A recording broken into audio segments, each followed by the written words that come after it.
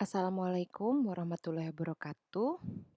Bertemu lagi pada perkuliahan farmakoterapi.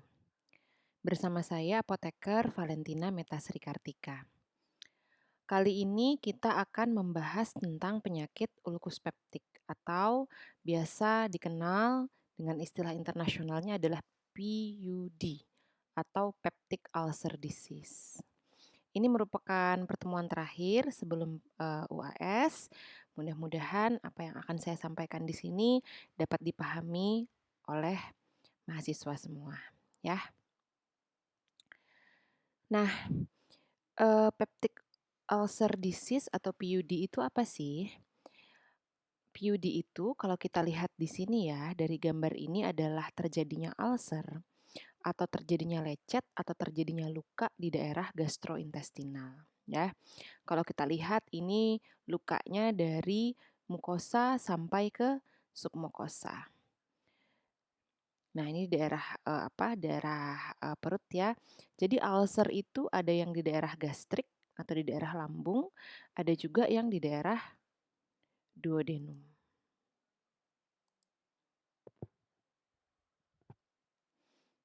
Oke, selanjutnya apa yang menyebabkan ulcer bisa terjadi atau ulkus peptik itu bisa terjadi? Kalau kita lihat di sini, di saluran gastrointestinal itu ada keseimbangan. Keseimbangan antara faktor yang melindungi dengan faktor yang destruktif atau faktor yang agresif di sini, atau faktor yang dapat merusak lapisan mukosa pada gastrointestinal. Ya, kalau kita lihat di sini faktor-faktor yang bisa merusak atau faktor-faktor agresifnya itu adalah adanya infeksi dari Helicobacter pylori, kemudian adanya asam gastrik, kemudian adanya pepsin, dan juga adanya konsumsi obat-obatan non-steroid anti-inflammation drugs. Nah, itu faktor yang bisa mengganggu keseimbangan. Nah, sedangkan faktor-faktor yang bisa mendukung atau bisa menyebabkan mukosa dari gastrointestinal itu sehat, faktor-faktor pelindungnya adalah adanya sekresi buffer berupa bikarbonat, kemudian adanya prostaglandin, adanya produksi mukus di saluran cerna, dan juga lancarnya aliran darah ke mukosa. Nah, ketika terjadi keseimbangan antara faktor yang merusak dengan faktor yang melindungi, maka hasilnya adalah mukosa gastrointestinal Anda menjadi sehat. Nah, apa yang terjadi ketika faktor-faktor yang merusak, yang destruktif, yang agresif tadi lebih kuat daripada faktor perlindungan karena satu dan lain hal, maka terjadilah pembentukan dari lecet di mukosa gastrointestinal, yaitu yang dinamakan ulkus peptik atau peptic ulcer. Nah, ini tadi ya. Ini ketika normal mukosa sampai daerah submukosa itu masih terbentuk dengan baik. Faktor yang merusaknya, damaging forces seperti keasaman gastrik, kemudian enzim peptida itu ada sebenarnya ya, karena secara normal kan diproduksi oleh tubuh. Tapi jumlahnya itu tidak pada level yang bisa merusak perlindungan. Faktor-faktor perlindungannya sudah banyak atau mampu melebihi faktor-faktor destruktif. Seperti mukosa sekresi dari daerah permukaan dari saluran cerna, kemudian bikarbonat secretion, sekresi bikarbonat ke mukosa, kemudian aliran darah ke mukosa, kemudian sel epitelnya yang selalu beregenerasi sehingga menjadi baru kembali, dan juga faktor perlindungan dari prostaglandin.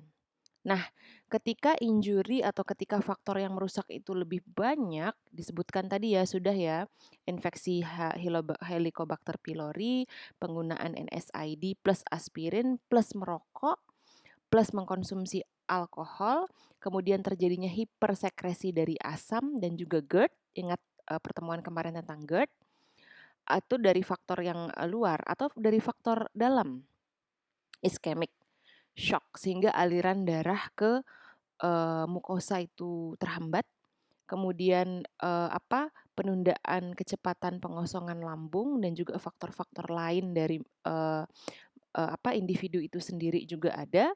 Nah, ketika faktor-faktor yang merusak ini kuat, terjadilah yang dinamakan ulkus peptik. Nah, di sini ya terjadi apa perubahannya di membran epitel. Di sini Anda bisa lihat di sini. Nah, kira-kira penyebabnya apa? Tadi sudah disebutkan ya, penyebab yang umum itu karena infeksi Helicobacter pylori, karena penggunaan obat-obat NSAID, dan juga karena penyakit-penyakit kritis. Salah satunya di sini adalah eh, kerusakan mukosa yang disebabkan oleh stres. Ada juga beberapa penyakit yang lain, beberapa penyebab yang lain walaupun tidak umum seperti hipersekresi dari asam lambung pada suatu kondisi penyakit tertentu, misalnya di sini adalah sindrom Zollinger-Ellison. Kemudian infeksi virus seperti sitomegalovirus, kemudian ada radiasi, kemoterapi, dan juga penyakit genetik yang sangat langka gitu ya, bisa menyebabkan ulkus peptik. Nah, kita akan membahas ada dua, yaitu ulkus peptik yang diinduksi oleh Helicobacter pylori dan juga ulkus peptik yang diinduksi oleh NSAID. Yang pertama adalah ulkus peptik yang diinduksi oleh infeksi Helicobacter pylori. Nah, Helicobacter pylori adalah sebuah bakteri yang bisa menyebabkan penyakit ulkus peptik. Ya, biasanya H. pylori ini menginfeksi bagian lambung yang paling bawah di bagian antrumnya di sini. Ya, H. pylori biasanya dia bisa menembus permukaan mukosa dari lambung. Ya, nah seperti ini. Only a small number of infected individual will develop symptomatic PUD, sekitar 20%, or gastric cancer. Jadi H. pylori ini banyak terjadi atau banyak menginfeksi manusia, tapi hanya 20% saja yang bisa berkembang menjadi ulkus peptik. Nah, ketika Helicobacter pylori tadi bisa menembus membran mukosa, apa yang terjadi? Dia menyebabkan inflamasi di mukosa yang dinamakan gastritis. Nah, gastritis ini biasanya masih asimptomatik atau tidak menimbulkan gejala. Ya, kita lihat di sini bakteri H. pylori dia menginvasi, dia masuk ke dalam membran mukosa, kemudian dia menyebabkan inflamasi. Ya, ketika H. pylori di sini, kemudian dia bisa menginisiasi keluarnya mediator-mediator inflamasi. Ya. Nah, ketika terjadi inflamasi pada gastrik tadi atau gastritis, maka bisa berkembang menjadi ulkus yang ada di lambung ataupun di duodenum. Kalau sudah parah, komplikasinya bisa terjadi pendarahan dan juga perforasi, ya. Nah, di sini terjadi inflamasi, kemudian kalau parah dia bisa terjadi pendarahan. Baik itu di lambung ataupun di duodenum, ya. Nah, bagaimana sih H. pylori itu bisa menyebabkan PUD atau peptic ulcer disease? Mekanismenya bagaimana? Ada beberapa mekanisme. Yang pertama adalah H. pylori itu sendiri secara langsung bisa merusak mukus. Kemudian dia bisa mengubah imun dari host, respon imun dari host, atau dia bisa hypergastrinemia leading to increased acid secretion. Jadi dia bisa menyebabkan sekresi asid atau asamnya meningkat, dia bisa mengganggu sistem imun dari inangnya atau dalam hal ini atau manusia, atau bisa merusak mukosa lambung secara langsung. Ya, prevalence of H. pylori varies by geographic location, socioeconomic condition, ethnicity, dan age. Jadi prevalensi dari H. pylori induced PUD itu beraneka ragam, ditentukan oleh lokasi geografisnya. Kemudian kondisi sosioekonomis. Individu yang dalam satu rumah misalnya banyak anggota keluarganya sehingga hidup berdempet itu lebih rentan terinfeksi H. pylori sehingga menyebabkan peptic ulcer disease ya. Nah, yang kedua adalah peptic ulcer disease yang disebabkan karena konsumsi NSAID. Kita lihat di sini mekanismenya bagaimana sih? Nah, Di sini adalah ada pembentukan yang dinamakan asam arachidonat. Nah, metabolism of arachidonic acid after its release from membrane phospholipid. Jadi di sini adalah gambar bagaimana sih asam arachidonat di dalam tubuh itu termetabolisme. Oke, di sini asam arachidonat di termetabolismenya dia melalui dua jalur, yaitu jalur lipooksigenase dan juga jalur siklooksigenase. Ya, kita fokus di jalur siklooksigenase. Ketika asam arachidonat termetabolisme melalui jalur siklooksigenase, maka terjadilah keluarnya mediator-mediator inflamasi. Ya, salah satunya adalah tromboksan, prostaglandin, dan lain-lain. Nah, ketika NSAID ya, ketika NSAID suatu individu itu mengkonsumsi NSAID atau aspirin karena adanya inflamasi, maka NSAID dan aspirin tersebut bekerja dengan cara menghambat jalur siklooksigenase. Akhirnya asam arachidonat tidak bisa termetabolisme lewat jalur siklooksigenase sehingga tidak terbentuklah prostaglandin. Padahal prostaglandin tadi penting untuk melindungi mukosa saluran cerna. Akhirnya terjadilah ulkus peptik. Nah, siklooksigenase itu ada dua jalur. Ada siklooksigenase 1, ada siklooksigenase 2. Nah, biasanya yang menyebabkan yang menyebabkan inflamasi itu adalah jalur siklooksigenase 2. Sedangkan siklooksigenase 1 biasanya dia bisa melindungi intestinal endothel, sel endothel gastrointestinal ya, stomach and intestinal endothelium. Jadi di sini lebih ke faktor protektif di COX-1. Tapi ketika individu tersebut dia mengkonsumsi NSAID yang non-selektif, artinya dia memblok COX-1 dan COX-2, maka jalur siklooksigenase 1 juga diblok sehingga tidak bisa termetabolisme menjadi prostaglandin yang memproduksi gastrointestinal. Nah, di situ adalah mekanisme bagaimana NSAID bisa menyebabkan ulkus peptik.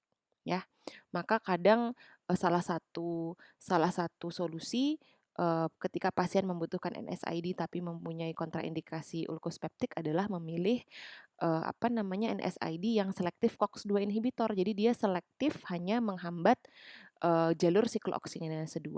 Jadi yang dihambat adalah jalur yang menyebabkan inflamasi, tapi jalur yang melindungi mukosa gastrointestinalnya tidak dihambat. Hanya saja banyak dari obat-obat golongan NSAID selektif COX-2 inhibitor biasanya kontraindikasi untuk pasien-pasien yang mengalami gangguan kardiovaskular ya. Jadi harus benar-benar diperhatikan pemakaian yang selektif COX-2 itu manfaat harus melebihi dari resikonya. Nah, di sini ya tadi ya.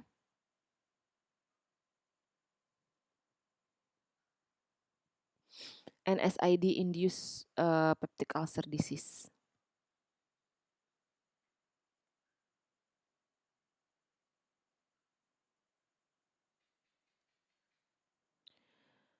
Ini adalah faktor resiko untuk ini salah ketik. Faktor resiko untuk ulkus peptik yang disebabkan oleh NSAID. Faktor resikonya adalah, jadi kalau individu tersebut memiliki faktor-faktor resiko ini, maka resiko untuk mengalami ulkus peptik karena konsumsi NSAID itu lebih besar, yaitu usia lebih dari 60 tahun, kemudian pernah mengalami ulkus peptik sebelumnya, kemudian pernah juga mengalami insiden komplikasi pada gastrointestinal. Kemudian selain mengkonsumsi NSAID juga mengkonsumsi kortikosteroid dalam jangka panjang. Kemudian NSAID yang dikonsumsi itu dosisnya tinggi atau tidak hanya satu, jadi kombinasi NSAID atau NSAID plus aspirin. Ya, tadi kortikosteroid, kalau yang ini aspirin. Kemudian choice of NSAID, ingat tadi yang lebih menyebabkan ulkus peptik adalah yang non-selektif, NSAID yang non-selektif. Ya, kemudian ASA tadi penggunaan aspirin, kemudian antikoagulan, antiplatelet, bifosfonat, SSRI, dan juga penyakit-penyakit kronik.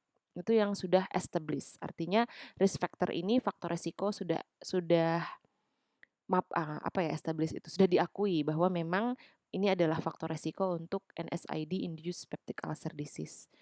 Yang memungkinkan adalah dispepsia ketika pasien tersebut mengalami dispepsia karena penggunaan NSAID, infeksi H. pylori, pasien menderita rheumatoid arthritis dan pasien mengkonsumsi alkohol itu possible merupakan risk factor meskipun tidak sekuat yang established tapi ya masih memungkinkan. Kemudian yang masih dipertanyakan perlu pembuktian lebih lanjut adalah merokok. Apakah merokok benar merupakan faktor resiko dari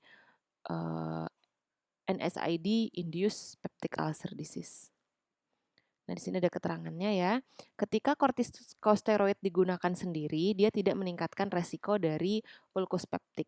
Tapi ketika digunakan bersamaan dengan NSAID, resikonya meningkat menjadi dua kali lipat.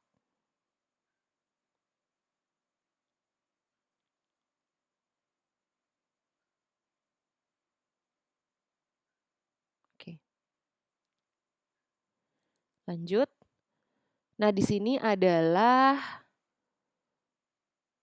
selected non-steroid anti-inflammatory drugs and cyclooxygenase 2 inhibitor. Jadi ini adalah NSAID ya, golongan-golongan NSAID yang golongan non-salisilat dan juga golongan salisilat. Yang golongan salisilat ini ada tradisional NSAID ya, tadi yang lebih tinggi bisa menyebabkan peptic ulcer, indomethacin, ibuprofen, ketoprofen, ketorolac. Kemudian yang partially selective NSAID artinya dia selektif hanya menghambat COX-2 tapi parsial, tidak sepenuhnya. Kadang juga masuk ke jalur siklooksidinase 1. Meloxicam, celecoxib, diclofenac ya. Yang yang mutlak selektif COX-2 inhibitor contohnya rofecoxib, valdecoxib. Sedangkan NSAID yang dari golongan salisilat adalah aspirin ya.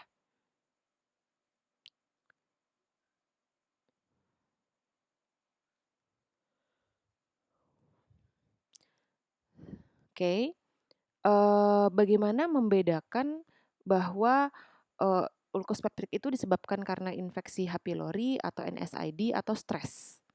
Nah, di sini ada biasanya kondisinya kalau karena H. pylori dan juga NSAID itu kronik ya, lebih panjang waktunya. Sedangkan kalau stress related itu akut.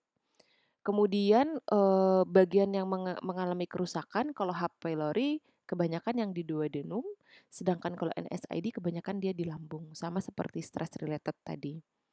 Ya.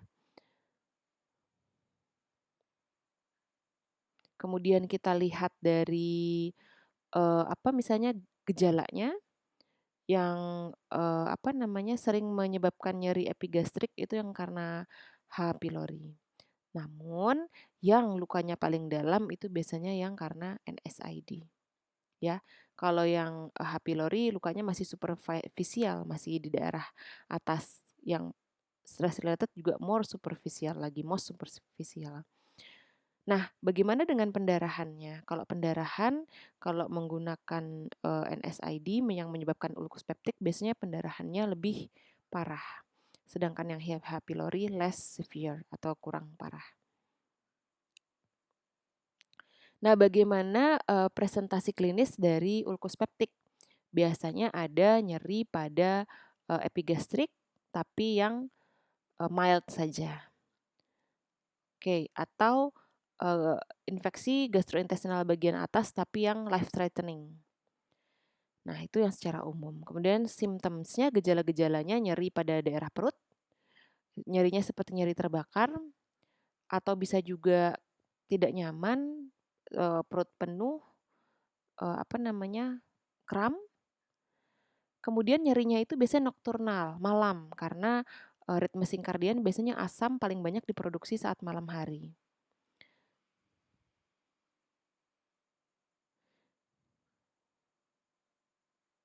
Kemudian nyeri ya, tadi kadang nyeri itu bisa berubah karakternya dari yang burning jadi misalnya nyeri menusuk. Nah itu, suggest atau menandakan mungkin adanya komplikasi. Kemudian biasanya ada juga, seperti GERD ya, heartburn, sendawa, perut kembung itu biasanya juga dibarengin selain nyeri tadi. Kemudian, kadang juga ada mual muntah dan anoreksia, tapi itu lebih common kalau ulkusnya itu di lambung. Kemudian ada juga penurunan berat badan karena banyaknya mual muntah tadi. Kemudian kalau sudah komplikasi bisa sampai pendarahan, perforasi, ya.